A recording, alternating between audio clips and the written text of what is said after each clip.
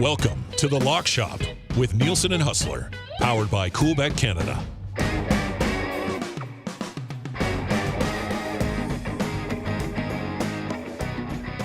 All right, what's going on, everybody? Welcome to the Lock Shop. It is Dusty with you. Hustle's going to be popping in here right away as well. Pat Gregoire will be by a little bit later on today as we'll get to the Scottish Open. Lots to discuss on that front. If you are watching over on YouTube, feel free to chime in. I guess the DJ and Den hit a little parlay. That's a little boost, a little exclusive that Jake threw together yesterday, which is awesome. So that's great news. We'll dive into the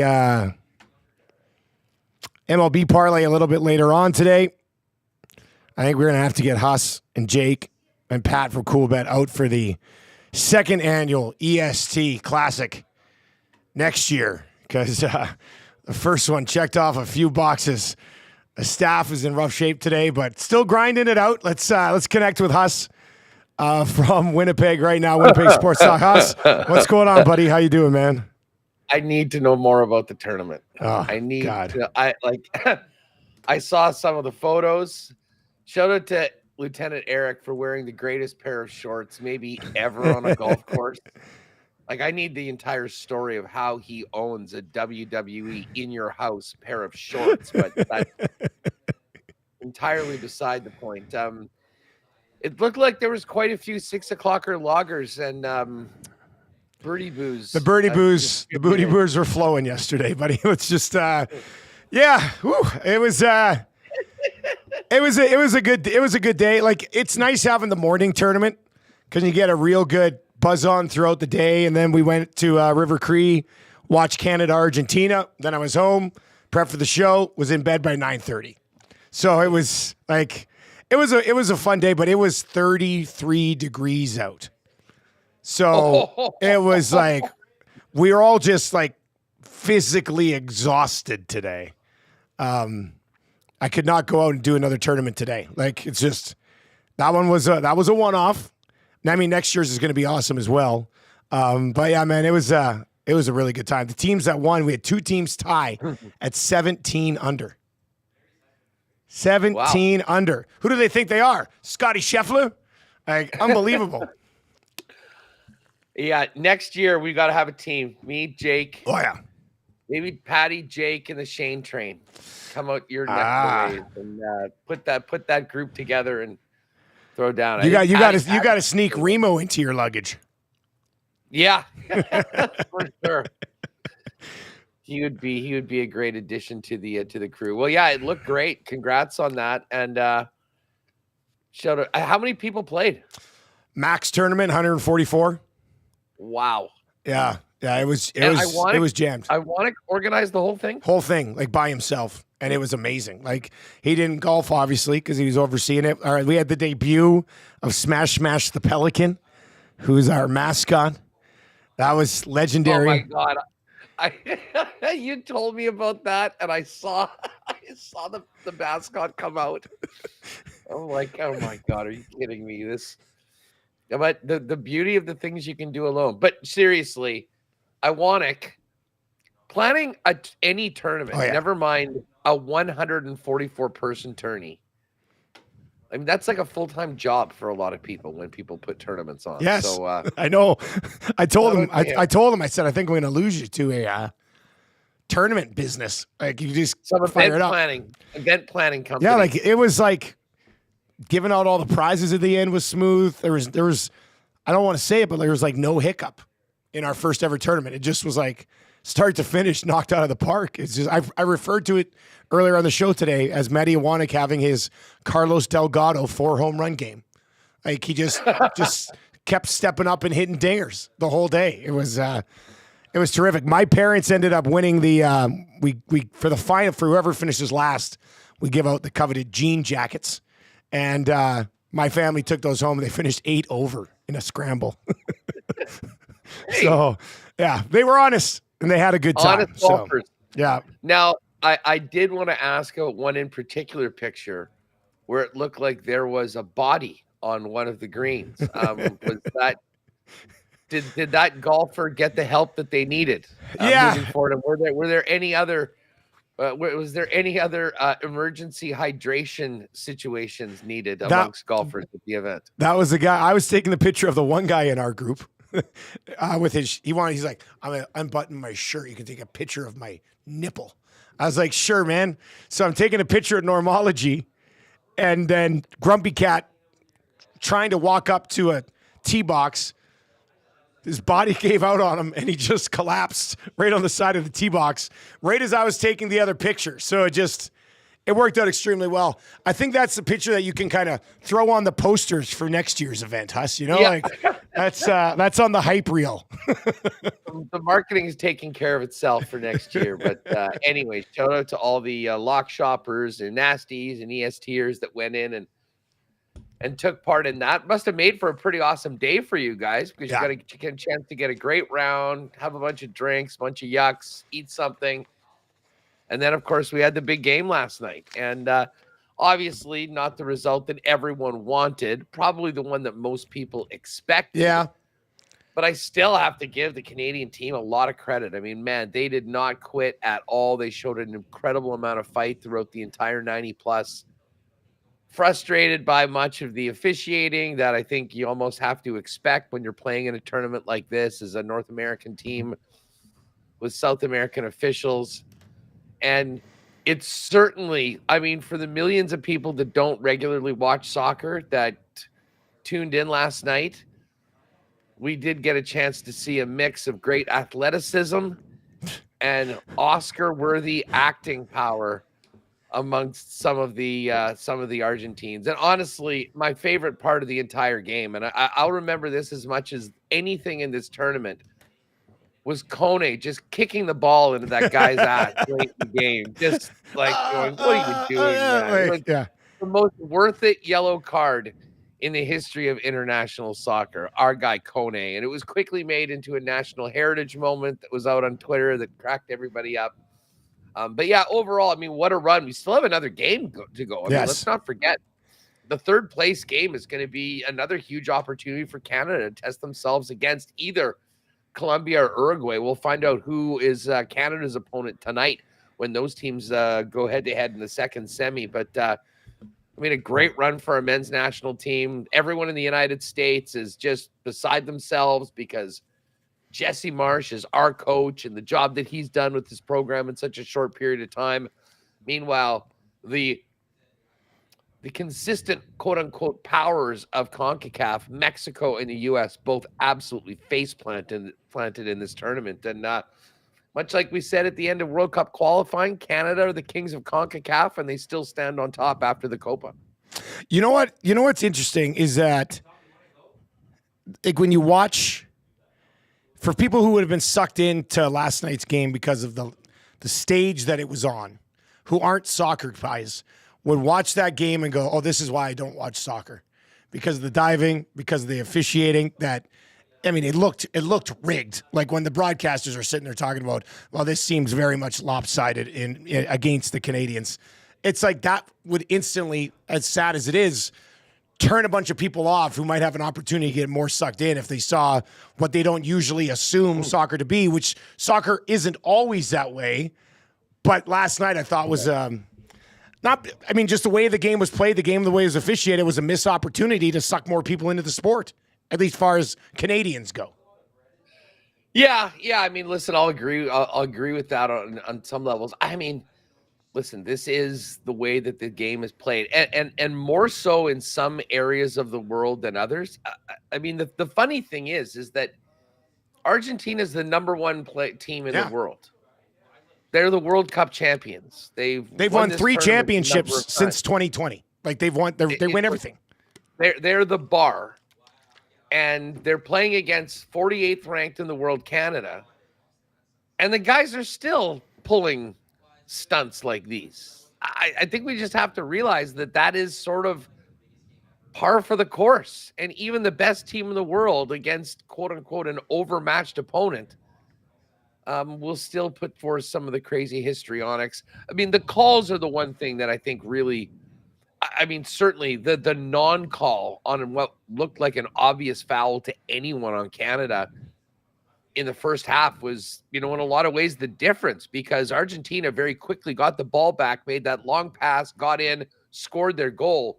And as we know, 0-0 to 1-0, especially when you're a big underdog, changes everything in the game last night. And that was unfortunate. But I think the takeaways for this tournament is, we had this core that we knew of Alphonso Davies and Eustaquio and Jonathan David.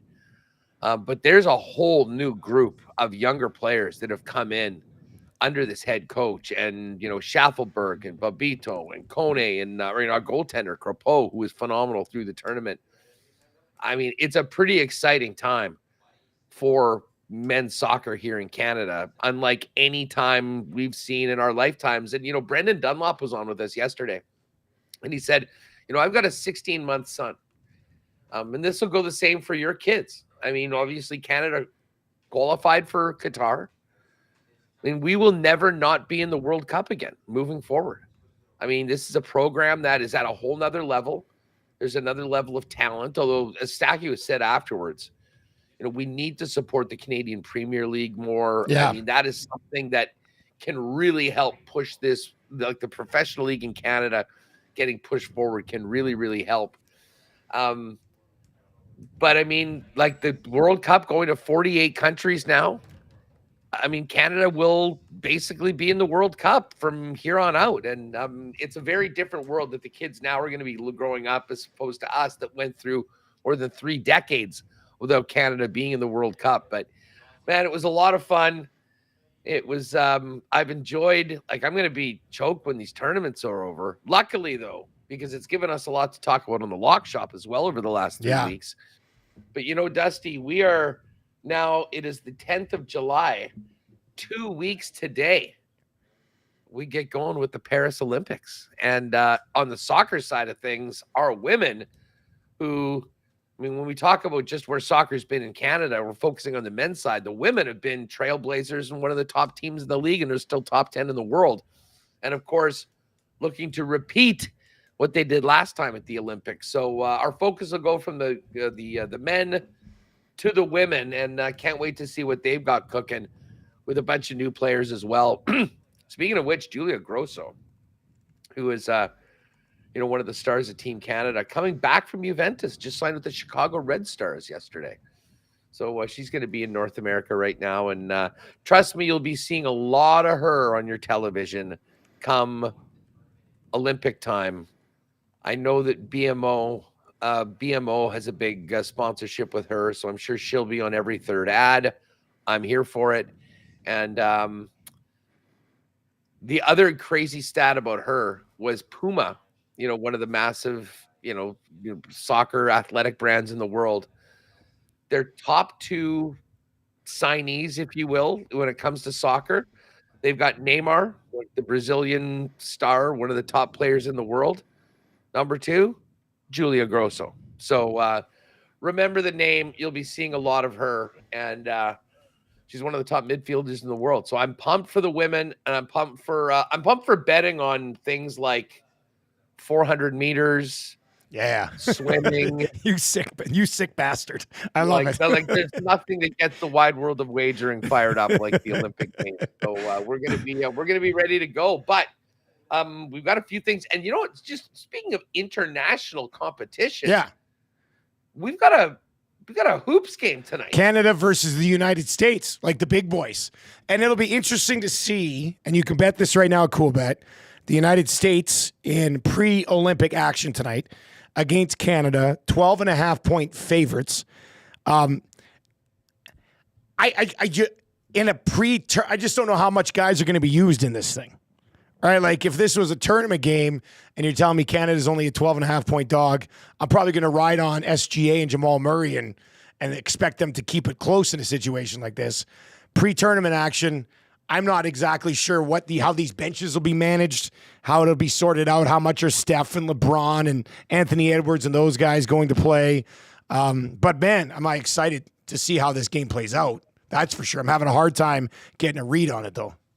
Where I'm trying to see where do we find this here right now? It's actually on the left side, Canada versus USA with a little basketball beside it. You know what? I just need to get a new Yeah. a new page because this has been open for a little bit. Here we are, Canada versus USA. So the States are 12. I'll take Canada plus 12.5. No doubt about it. Hell, money line plus 440. Like our team can hang with the Americans. And this is going to be a very new, like, I don't think that they have been in camp. Well, neither of these teams have probably been in camp for a long, long time. But listen, to me, this line doesn't make a lot of sense. I mean, I know the U.S. has a lot of stars on their team. You don't think Canada's going to try it? Like, I think Canada's going to show up and play and try and win that game. I would imagine. I mean, it does make a good point. So I was trying. There's not a lot of places that are giving you good previews of a pre-Olympics game between Canada and the U.S., but just some history on it. Dating back to the year 2000, the U.S. holds a 2-0 advantage over Team Canada in pre-Olympic tours of all time. The U.S. is 4-0 in exhibition matches versus the Canadians since 1999. But the last time, and this is why none of this matters, the last meeting between the U.S. and Canada in a pre-Olympic tour was back on July 25th, 2008, also in Las Vegas. And the U.S. almost doubled up Canada, 120-65. Canadian basketball has come such a long way since 2008 that you look at how this matchup sets up tonight, and I would argue that tonight's game means a lot for this Canadian team as opposed to the U.S. as an Olympic tune-up qualifier. Go out, play a little ball, get to know your teammates. But I think I think if Canada hangs around for a while, they're going to take a legitimate run at this thing. Oh, yeah. Like, make no mistake about it. I mean, like all those stats that we talked about with Canada playing the U.S. in the last 20, 25 years, throw them out the window. There's so much more talent on the Canadian team than has ever been the case before. You know, we can actually kind of get in. I wonder if there is, just while we're looking at this right now, is there any futures right now already up for the upcoming Olympic Games? International. Let's see here. It's an international friendly. No, well, it's not. I don't believe they're up right now, but when they are, we will look into that. And I think people are going to be surprised at how highly respected the Canadian team is. I mean, let's roll down some of the players that are going to be on our club. Well, I've got the roster sitting right here in front of me. I don't know if it was just confirmed this morning, but it's out there right now. So obviously you got SGA, Jamal Murray, RJ Barrett, Trey Lyles, Kem Birch, Dylan Brooks, Lou Dort, Kelly Olynyk still going, Dwight Powell, Andrew Nembhard, who had some huge shots this year, Melvin Ejim, and Alexander Walker-Nickel as well on that team. So, I mean, SGA, Jamal Murray, Dylan Brooks, Lou Dort, like these are RJ Barrett, obviously. I mean, impact guys in the NBA already. So it's a nice looking roster, buddy. Well, it sure is. What time is this game at tonight? Oh, it's a late one. 9:30. Yeah, I guess it's in Vegas. Well, count me in for Canada plus 12.5. And I think there may be a little sprinkle in the money line as well. A little, hey, guess what? We're here. We'll see you in the playoffs. Canada did draw a very difficult group. Now, I think there's a lot of teams, and just the way international basketball is, there's not a lot of pushovers like there are before, but they're in a group with Greece, so you're going to have to handle Giannis, who, by the way, is the flag bearer for his country. Congratulations to Giannis. It is group of deathish, by all accounts. Yeah. We've got Spain, who's the number 2 ranked team in the world, and the other team is escaping me right now. But Greece and Spain were the big two. Who is their fourth team? Let's see. Have that. So anyways, I mean, people are expecting Canada to compete. We saw what they did at the Worlds last year. So let's go. Their disrespectful line to Canada, plus 12.5. And as I say, considering it's an exhibition game, like I don't know how much, like how serious. I think Canada's going to take this one a lot more seriously than the States. Can we say that? Like, Yeah. Does LeBron care as much about this exhibition game or so? So I think that plays into us for the plus 12.5, but that's why I'm not going to miss an opportunity for the plus 440 either. Australia is the oh yeah, and they the have a good team as well. A Yeah. very good program. Yeah, so Canada, Spain, Greece, Australia, then Brazil, France, Germany, Japan, and then USA, Puerto Rico, Siberia, and South Sudan. I mean, Canada's group is by far the strongest of those three groups. Holy smokes. Okay, Jake has said, I just need to do a better navigation. Yeah, whereabouts is it? Of this, because let's before this game right now, let's look at these futures, because when Canada shows up the way they will be tonight, I have a feeling those might change. So is it under Olympics? Is it under, let's see, basketball, international? Jake, let us know in the chat if you can, and we'll fire it up. Here we are. Olympic Games, right at the bottom. There we go. Right at the bottom. Olympic Games, Olympic futures. There we are. Now that says Olympics 2024 futures. I guess that's basketball. I don't know. Or like the overall amount of medals or something like that. I mean, the U.S. is minus 500 favorite. France 8-1. Canada 9-1. I mean, this sort of. I mean, no, that would be the basketball, because those are the 12 teams that I just listed off. Okay. Yeah. No, that's like South Sudan is plus 150,000 and Japan is plus 300,000. So that is basketball. So United States minus 500, then Wemby and France at plus 800, and then Canada with the third best odds ahead of both Greece and Spain, who are in their group. So I mean, that's to me that's quite a bit of respect being thrown in that Canadian group already. For sure. But I will just say this. If they have a great performance tonight against the United States, that might move this line. And I expect them to be competitive tonight. So we may need to get in our Canada wagers before this game tonight. And then, I mean, if you're already committed to betting a little bit on Canada to win the gold, lock it in at 9-1.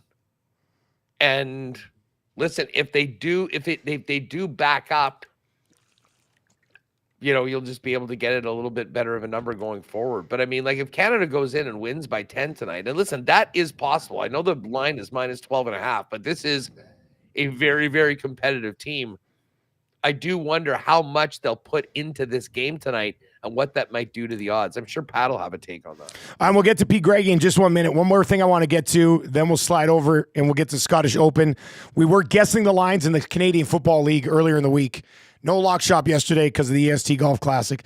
Here's what the lines ended up being. You guys will have official picks tomorrow on the lock shop with yourself and Maddie. Montreal Alouettes, 7-point home favorites against the Argos. The Bombers are 5-point home favorites against the Calgary Stampeders with Zach Collaros coming back there. The BC Lions, 7.5-point favorites at home against the Riders, which is even a larger number than I thought they would be. And then the Edmonton Elks, 3.5-point favorites against the Red Blacks. Now, Huss, the one thing we did say on Monday, and I rode with you on it, we're on the Lions no matter the number. But where do you come out on it being 7.5? Because we were thinking I thought you were like at 3.5, and I was like maybe up to like 6.5, but it's at 7.5. Yeah. Does that make you hesitate on the Lions a little bit? Well, more so than it would at 4 or 5 for sure. But I kind of do think that this is going to be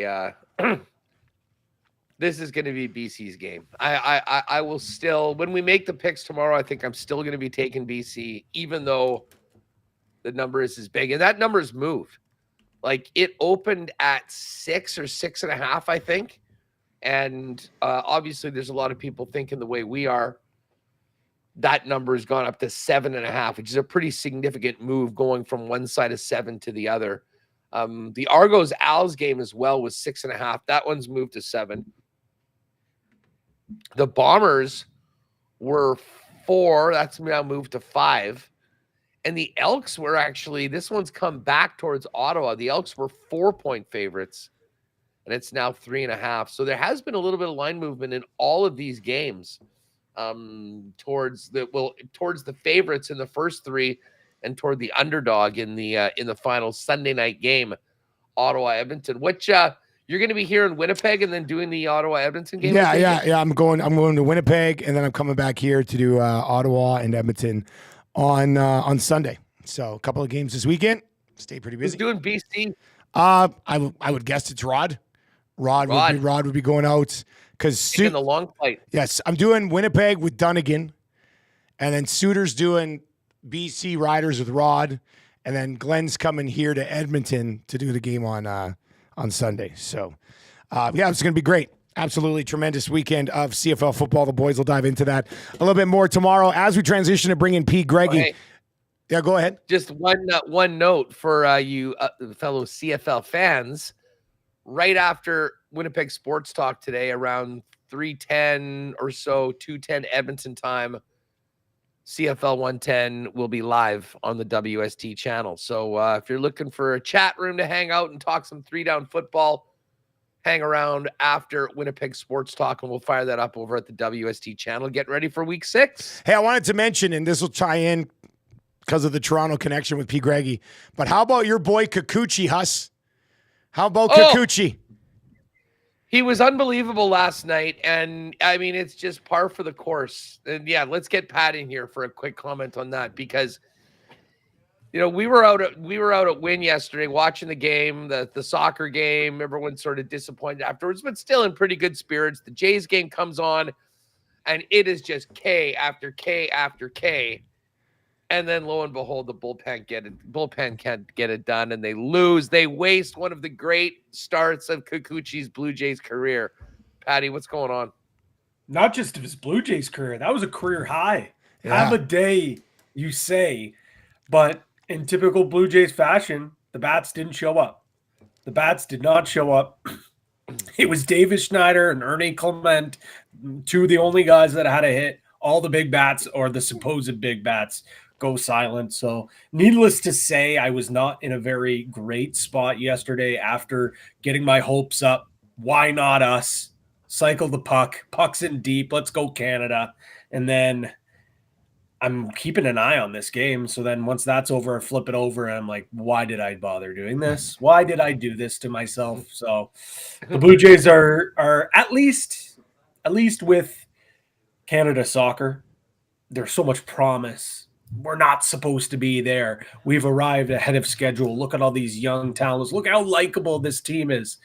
You got Kone, who's kicking the ball at best, probably the worst guy on the planet right about now. You've got Maritime Messi going, balls to the wall. Jesse Marsh just absolutely losing it on the coach. Alphonso Davies played a great game. Like, so much. There's so much to love. There's so much promise around this group. And then you look at the Jays and you're like, why bother watching this? Why? Why? There's no hope. They're supposed to be winning now. They're not winning now.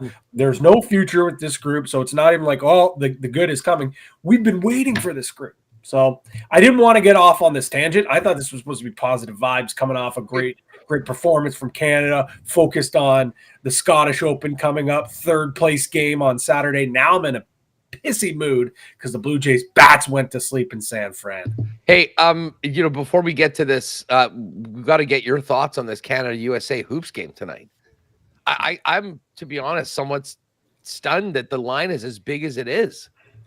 I know USA has all that talent, but Canada's going to be in there and we'll be able to compete with these guys. We've got an incredible backcourt, a team that, as we went through the futures, favored to be on the podium right now.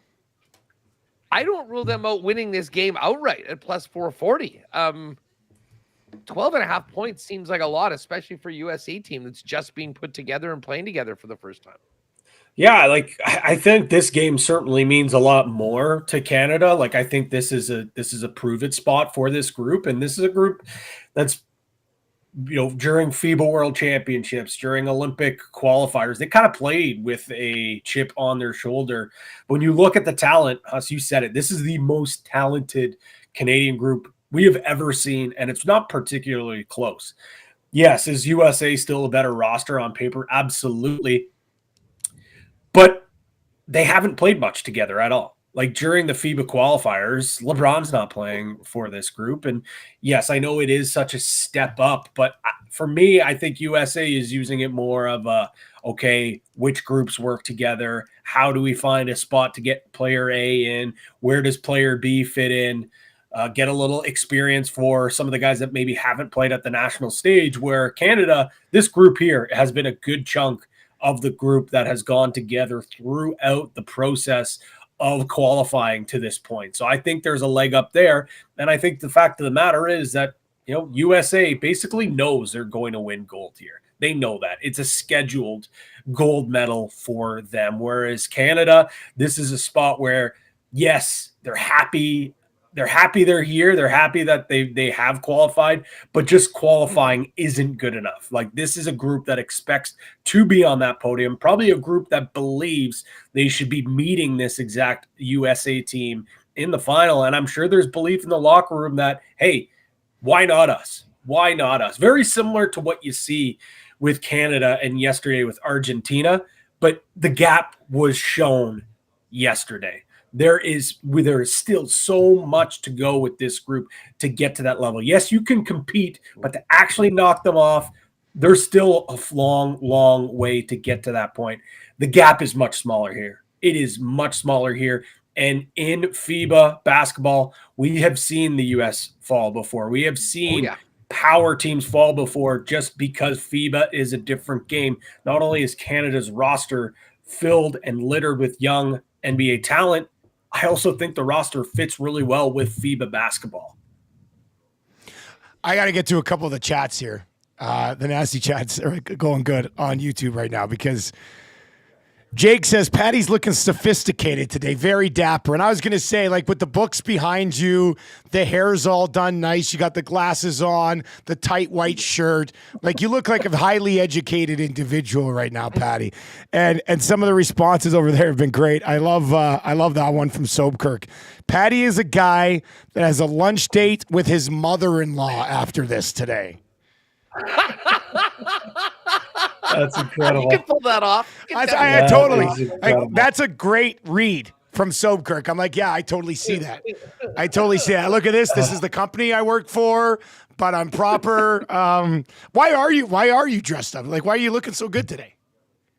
Well, I guess I got to step up my game. I didn't realize I looked like such a bum most of the times that I come on here. No, in all honesty, had a few business meetings this morning, so decided to dapper myself up for the program. And yeah, I could have thrown on a hoodie, could have thrown on a hat.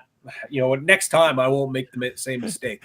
I'll go back to my ways. I'll throw the Coolbet hoodie or the long sleeve on, get the hat on, the snapback, and I'll get back to my true D-gen self. There's no doubt who the fashion plate of the lock shop is. Yeah. And I'll just bring this up right now because Pat, of course, has been doing, as the international playboys do, much international travel lately. Was in Iceland, amongst other places, and I did see a photo on social media of Pat participating in a Coolbet poker tournament, looking like he was out of the catalog for the game. I mean, a beautiful tan blazer. I mean, the look was complete right now. So, maybe at some point during the dark days of August, when we're getting ready for NFL, you can do some fashion tips going into the fall. That'll be just an ancillary service of the lock shop to our listeners and viewers here on the EST channel. Duck Dad comments, and this is something I live by. Look good, feel good, bet good. I love it. Sense. Absolutely love it. That makes sense. All right, should we dive into the Scottish Open? Let's get into it, Patty. Best looking guy on the show gets to go first and give us his thoughts. How'd this come together for you?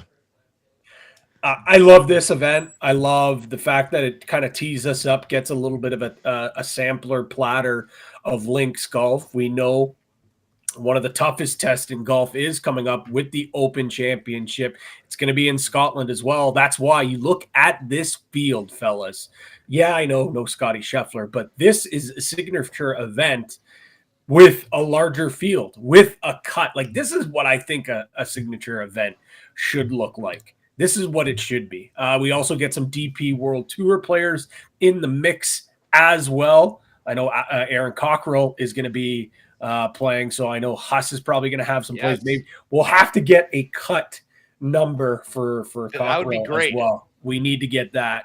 But I mentioned it. It's links golf. It's over in Scotland, meaning the tournament is outside of the U.S. So Tommy Fleetwood has a chance to win because he doesn't win in America. He comes close, but he figures out a way to win in Europe. I don't think I need to really explain much more than that.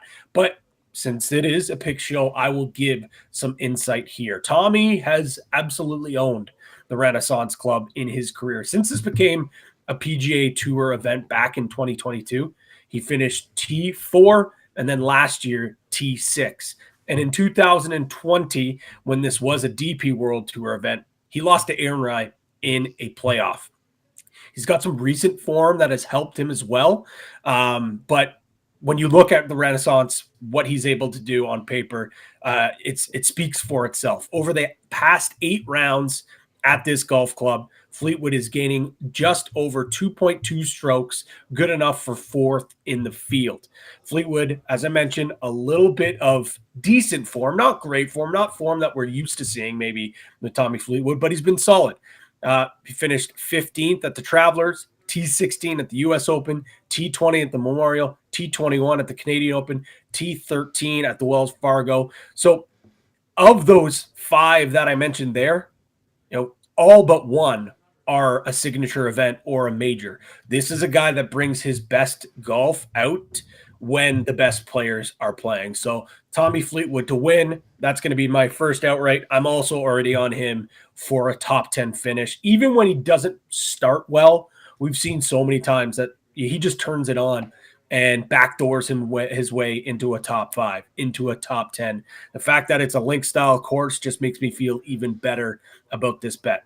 I'm going to go a little bit further down the board here. I'm staying away from the top dogs. I just don't really see a ton of value here. Plus, I think if there is going to be a top dog win and I want to throw some of my money, I think I'm going to wait for that for the big contest at the major, at the Open, at Royal Troon next week. So going a little bit down the board, and a guy that it's crazy to say, but might be one of the hottest golfers on the planet, Aaron Rai, 40-1. I was really surprised to see his number at this point, but he has just been electric as of late, since the Canadian Open, most notably when we were following him around for a bit. And this guy's a flusher, an absolute flusher of the golf ball. T7, T2, T19, T14, and it just continues to trend. Only Corey Connors and Xander Schauffele have a better strokes gained approach than the 2-glove bandit himself. He is a flusher. Now he's starting to putt the ball really well as well. So when you put 2 and 2 together, that's why he has so many great finishes in the last little while. He also has some course history here. I just mentioned he beat Tommy Fleetwood in a playoff back in 2020, but he has some pedigree. Being an Englishman, he grew up playing links golf. He has a lot of experience while playing on the DP World Tour as well.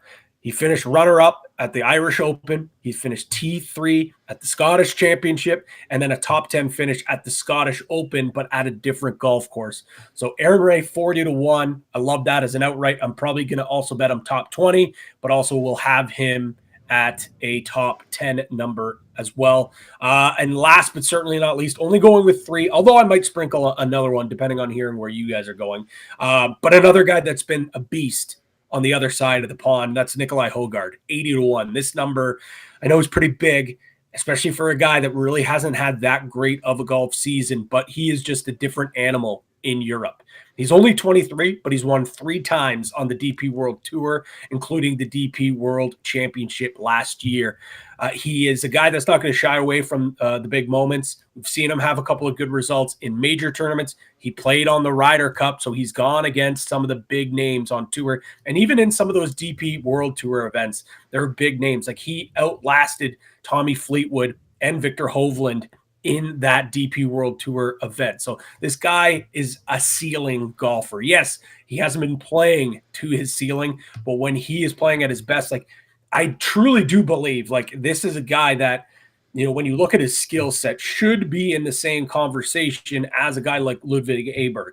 Aberg just has had the results to show for, but when you look at their skill set, when you look at how they're young and the way that they play, they are like kind of cut from the same cloth. It's just Ludwig is the guy that's been able to do it this side of the pond. So 80-1, really good number. I know it's been tough to be a Nikolai Hogard backer for a lot of this season, but this being a spot where he's comfortable kind of leads me to believe this would be a really good spot for him to get off the schneid.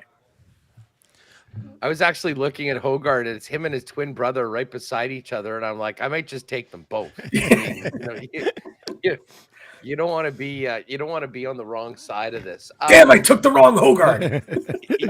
Let me just pull this up because I bet these the other day. This is a tournament where a lot of guys are more just in strict preparation for the next event. But man, when you look at, the winners of this tournament over the last little while, I mean, just the last 2 years, it's been guys that are coming in that are looking to win majors. Rory McIlroy won last year. Xander Schauffele the year before. Oh, and I didn't realize Aaron Rise won this event before too. He won this in 2020 right now. I like you though, Patty. Look at the board and just think that with everything else, with the stacked field, looking at single digit numbers for the likes of a Rory McIlroy, probably not where I'm going to be going. And there's Xander as well at 8-1. I'm going to start my card off with Vic Hovland. And Victor, we haven't seen him a lot on the PGA Tour over this last little while. I mean, he's played the majors and he's played really just a couple of events as of late. And I think he's been in the lab, if you will, dialing it in, getting ready to go. And if he's done the work and it's worked as I think, it potentially could have, he's a guy that can always win. And a number like 20-1, I think it's worthwhile jumping on. The other guy that I love betting when we get onto this side of the pond, as well as in big events, is Matthew Fitzpatrick. Fitz is 33-1. So he got a sprinkle. And then, I was looking at, because this event, and I know the last time it's been won by a couple of the bigger favorites, but, you go back over the history of this event since it's been at Renaissance, and you see guys like Bernd Weisberger and Minwoo Lee win this event. So I did want to get a little piece of some guys further down. One guy that originally wasn't on my card and I've just added is Canadian Open champion Bobby Mack. And Bobby Mack was second to Rory last year. He is a Scot. I mean, I'm not sure outside of a major championship if winning this tournament would mean as much to Bobby as any other on the planet, to be honest. And seeing the way he was able to finish in Canada and what that does to a guy's career, I think he's pretty live at 40-1 after coming close and missing Rory by one stroke last year. So Bobby Mack is definitely getting a touch at 40. And then, I just wanted to get a couple smaller other wagers further down the board. A guy that we've talked about quite a bit of times this year has been Thomas Detry. And, you have guys that have, DP World Tour experience playing there, a little more familiar with, what goes on in the European Tour. He's at 66-1. He's been really sort of up and down, but he's a guy that could definitely be on the final page of the leaderboard on Sunday. So a little sprinkle on Detry at 66-1. And then the other guy that I just wanted to get a little Canadian content, I will be, as you mentioned, Aaron Cockrell. We will be trying to see if he can make the cut, and we'll put a little something on that. But Corey Connors has been as consistent as anybody in golf really over the past couple months. I mean, these are his last 5 tournaments. T26 at the PGA, 6th at the RBC Canadian Open, T20 at the Memorial, T9 at the US Open, and T27 at the Travelers. I mean, he's always in the mix in there on Sunday. And when it all clicks for Corey Connors, he can play with everybody. And I'm not necessarily suggesting that this is the week to get on Corey as opposed to the Open Championship, but I kind of like his number in the game that he's got right now at 50-1. So, we've been talking a lot about Canada soccer, Canada basketball. Wanted to have a little Canadian content on the card this week, but Vic Hovland, Matthew Fitzpatrick, Bobby Mack are kind of like my main plays, and then we'll sprinkle on Connors at 50-1 and Detry at 66 to round out the card. I wanna pick up on Connors real quickly here because you were talking about the results. The analytics back it up as well. He is first, tied with Xander Schauffele for strokes gained approach over the past 24 rounds at just about 0.94. That's better than Rye. That's better than Straka, Aberg, Rory, you name it. It's better. No one is striping Scotty's not in the event, so he's probably higher, but nobody on the planet except for Scotty Scheffler is striping the ball better than Corey Connors and Xander Schauffele right now from approach. Might have to be in the parlay. We will build a little parlay here, and it won't take long, I don't think, because Patty's got my top two guys on his card. So I was on Tommy Fleetwood, obviously, at 18-1. I like this over in the William R. over in the Nasty Chat says, I like the Toms this week. Fleetwood and Kim, and then Detry and McKibben as well. So I'm on Tommy Fleetwood at 18-1. I am on Aaron Ray, however you want Ray. I like to say it with a little bit of an accent. Just go, Aaron Ray.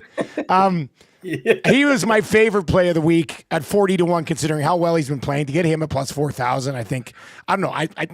That's a real good number. So I like that. I know you brought up his two gloves. What do you guys think is more unacceptable by everybody else? The two gloves or the iron covers? So I will say this. The two gloves is tough, is absolutely tough. The iron covers normally would be an absolute roast fest, in the golf cart. But I did see a pretty heartwarming story about him, that he came from a less privileged family, considering golf in England is for the more wealthy. So his dad made him use the iron covers because he didn't want to get them to ruined. protect the expensive clubs. Yeah, exactly. So an homage to kind of remind him where he came from his humble beginnings. He wears them. So for that, I will say, ditch the two gloves. It's the two gloves. We won't chirp you for the covers, but we're chirping you for the two gloves. Come on. He can wear three gloves if he wins this event. It doesn't matter to me. He's five. Look, in his last 7 events, he's got 5 top 20s. When you talk about how good he's playing, the number where it's at surprised me a little bit. And then I'm on Fleetwood, I'm on Aaron Ray, and then Brian Harman would be the other guy that I would throw into the mix here as well. Fired that 60. Can't quit this guy. Right? I can't. At the 62 at the Travelers, that's pretty impressive. And then his last event, he was T9, and a week earlier than that, he was, I think, T21 at the U.S. Open. So, I mean, I don't know. Maybe it's just because his name's Brian Harman, and it's like the least sexy and intriguing name on the tour. But I think I'm going to roll back to Brian Harman. Now, one of the things that I did read, I can't remember which place I got this from. I would give them credit for it, but I thought they made a pretty good point. With firm conditions coming up at this course, his lack of distance here probably won't hurt him as much as it does in some other places because the ball is going to roll. And that's kind of the one thing that maybe separates him from some of these other top-end guys. So I'm going to roll with Brian Harman here at 50-1. He was 12th last year, T12, I think, last year. So he can be around it at 50-1. It's a different name to throw in the mix behind Aaron Rye and Tommy Fleetwood. So back to Harman. Yeah, I'm down with the two gloves. What I'm not down with is how long it takes Brian Harman to play golf. And that's why I would, of all the guys. Now, I mean, what are we going to do for our top 20s? Because the Greggy's golf special is up in the exclusives right now. And you could already get 6-1 right now on Tommy Fleetwood and Aaron Rye to both be in the top 20. I mean, I'll leave that to you guys of how you want to do it. I think I think Bobby Mack, top 20 after being second last year, hometown guy. That's sort of the guy I would like to put forward. But I mean, I'm down with Fitz. I'm down with Hovland if you want to go with one of my other picks. But I do like Bobby Mack. He's going to be ready to go. This is going to be important to him. Of all of my picks, if we're just talking top 20, I think Bobby Mack is the guy. Oh, I definitely am not. I mean, I liked your Dietrich pick as well. I think that's a really good play. I think that, that's a trendy pick this week. But with that being said, hard to argue the hometown boy, hard to argue a guy that has proven that he can play here. Like, if it wasn't for like a historic shot from Rory McIlroy, we're talking about this guy probably being the defending champion. Yeah. So I'm good with Bobby Mack.